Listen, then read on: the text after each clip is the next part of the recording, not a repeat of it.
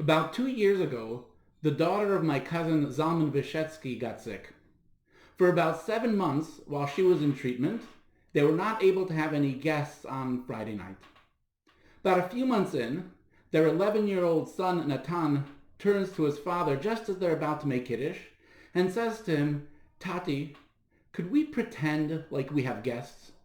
Immediately his father understood exactly what he was saying. That when you have guests on Friday night, the experience is completely different. The songs are different. The Dvar Torahs are different. The jokes are different. Even the food is different. Yes, they'd have been having Shabbos meals all along. They've made Kiddush, they've sang songs, they've had the Dvar Torahs, but it's just not the same.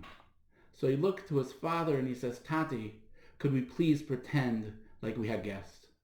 For the next few months, indeed, they did pretend that they had guests, and they completely transformed their Shabbos experience. Wednesday night is going to begin the holiday of Pesach, and we're going to be having our first Seder. And this year at our Seder, unfortunately, we're not going to be able to have any guests. For some people, there'll be parents, there'll be children, just a few people. For others, it's only going to be 2 people, and for other people, it's just going to be 1 person alone. So I would encourage you to heed the advice of this very smart 11-year-old young man that we need to pretend like we have guests. Imagine that there's 30 people at our Seder table. Make sure that it's beautiful. The table is set up nice with fancy tablecloths. Use your silver. Use your Pesach china. Prepare beautiful Dvar Torahs. Prepare stories. Prepare jokes.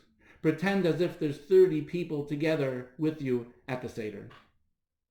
This Shabbos is called Shabbos HaGadol. It is the Shabbos before Pesach, where traditionally we spend preparing ourselves for the experience of the Seder.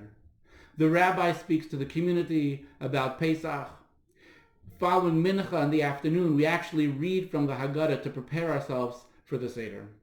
So strongly encourage you that before Shabbos, please go to Chabad.org or wherever you get Torah knowledge. There's a wealth of information about the Seder. Print out some interesting articles. Over Shabbos, read them, open up the Haggadah, prepare. Truly invest in this Seder.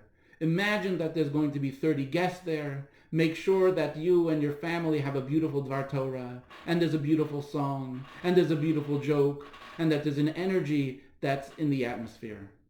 So I want to wish everyone a truly happy and a healthy Pesach. You should have a beautiful Shabbos, and make this Seder the best Seder that you ever had.